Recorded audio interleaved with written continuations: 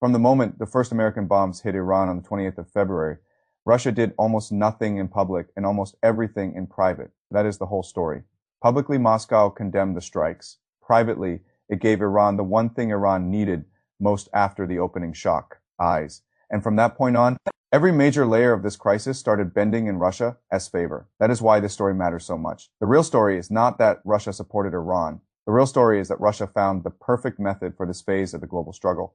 Say all the right things in public, do the useful things in private. Stay below the line of direct confrontation, and then collect the financial, diplomatic, and military benefits of a war somebody else is fighting.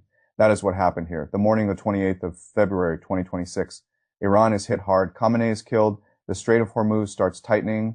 America and Israel look, at least in the opening phase, like the side dictating the battlefield. And Russia, as first public move, is exactly what any observer would expect. Lavrov condemns the strikes as reckless, premeditated aggression. Moscow talks about international law, humanitarian disaster, radiological risk, and regional chaos.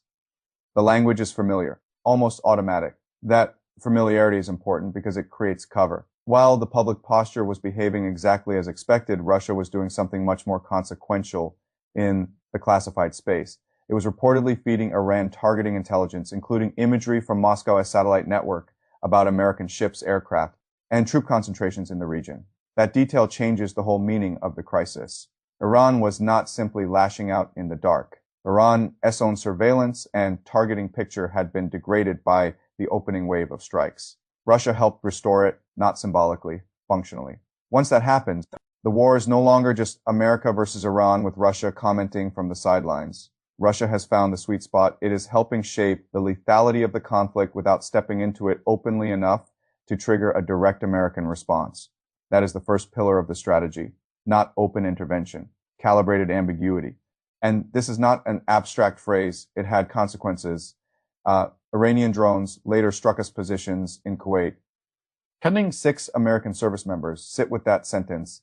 6 Americans died in a war Russia publicly condemned, helped operationally in private, and never formally joined. This is the part Washington finds so hard to answer because it violates the old mental categories. If Russia had openly entered the war, the response tree would be easier. Sanctions, escalation, diplomatic rupture, a visible confrontation, but that is exactly what Moscow avoided. Russia did not help loudly enough to force a direct showdown. It helped usefully enough to affect the battlefield. That is the method. And Putin applied the same method not only to military intelligence, but to the entire structure of the crisis. The second pillar was oil. Before the Iran war, Russia's position was deteriorating in a way the West had spent years trying to achieve. Oil revenues had weakened, export volumes had fallen, the pressure of sanctions, price caps, and attacks on energy infrastructure was finally beginning to look serious. The Russian economy was slowing, a real budget crunch was no longer a fantasy, spending cuts outside the security sphere were reportedly under consideration. In other words, the sanctions machine was finally producing something close to the pressure its architects always claimed it would produce. Then the United States went to war with Iran, then Hormuz tightened, then global oil prices exploded, and in a matter of weeks, the single most important variable in Russia's fiscal survival reversed. Euro's crude surged, Russia's energy income surged. Analysts began projecting that Russia could gain tens of billions of dollars in additional revenue over the course of 2026, depending on how long the conflict lasted. That range is extraordinary because even the low end is strategically huge. The high end begins to look like the difference between a state under real financial stress and a state suddenly able to breathe again. That is what America handed Moscow. Not intentionally, of course, but structurally. And then Washington made the reversal even more perverse faced with higher oil prices and domestic political pressure. The Trump administration temporarily loosened restrictions around Russian oil transactions. That point should be emphasized because it is one of the clearest examples of strategic self-harm in the entire story. After years of building an economic pressure architecture against Russia, after finally starting to see signs that it was biting, the United States launched a war in the Persian Gulf that helped push oil higher, then responded to the political pain from higher oil by easing part of the pressure on Russia. That is not just irony, that is a strategic own goal. Zelensky saw it immediately and said what Washington did not want to hear: Russia played the Americans. For once, that was not rhetorical exaggeration, it was structurally correct, because Russia did not need to ask for relief. It did not need to bargain for it. It only needed to help sustain the kind of crisis that made Washington start loosening its own pressure architecture for domestic reasons. That is a remarkably sophisticated kind of victory. Russia used somebody else's war to reverse part of its own financial suffocation. And while it was collecting the money, it was also collecting something just as valuable, time. That is the third pillar. As long as Washington was consumed by Iran, it could not remain equally consumed by Ukraine. The timing of that diversion mattered enormously. Trilateral discussions involving the United States, Ukraine, and Russia stalled.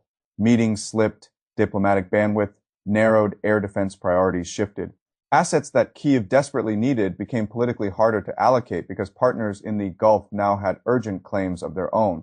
Patriot math is strategic math. Every system moved south is a system not moving east. Every hour of American attention spent on the Persian Gulf is an hour not spent managing pressure on Russia.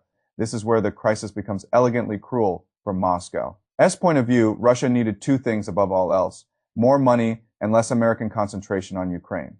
The Iran war gave it both, and that is why I keep insisting that saying Russia-backed Iran is too small. Russia converted the Persian Gulf War into a strategic relief operation for its own war in Europe. More oil revenue, less sanctions pressure, stalled diplomacy, diverted air defense, weaker American focus. That is not opportunism in the casual sense. That is strategic conversion. Then came the cleanest move of all. Putin offered to mediate. This is the point where the whole design becomes impossible to miss. After helping Iran survive the opening shock, after profiting from the oil surge, after watching Ukraine talks lose momentum, after seeing the West partially weaken its own sanctions architecture, Putin stepped forward as a potential peacemaker at first glance. That looks shameless.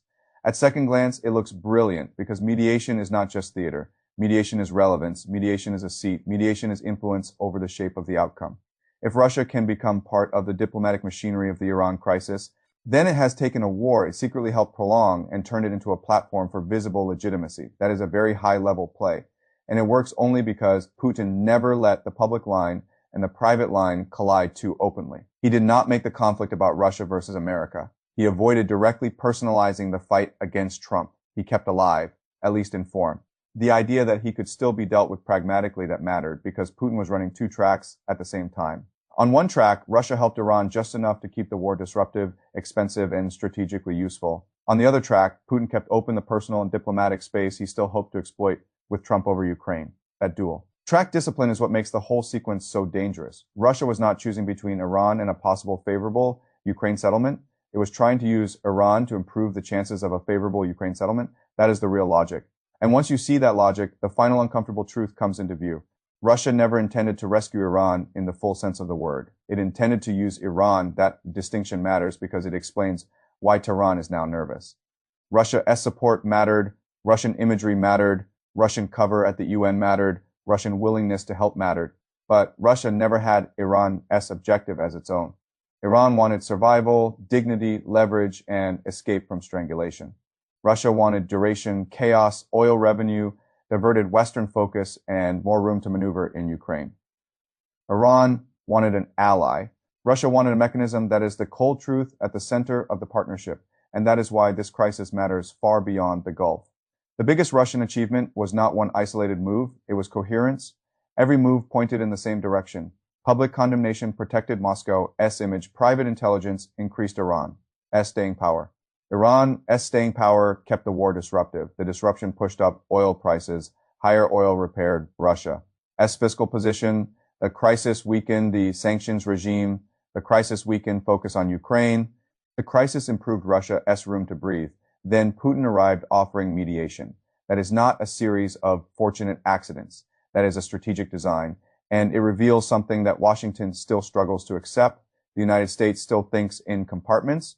Ukraine is one compartment. Iran is another. Oil is another. Sanctions are another. Air defense is another. Russia does not think that way. Russia thinks in systems. It asks one question over and over. How do I turn disruption on one board into gain on several others? That is exactly what happened here. And that is why the most important sentence in this entire story may be the simplest one. Russia did virtually nothing publicly and everything privately. That is the model. That is the method. That is why this is so hard to punish. And that is why it worked. Russia did the unthinkable, not with tanks, not with missile strikes, with satellites, with patience, with timing, with deniability. And with the kind of strategic discipline that let Moscow sit behind another country's war and walk away stronger than when the war began.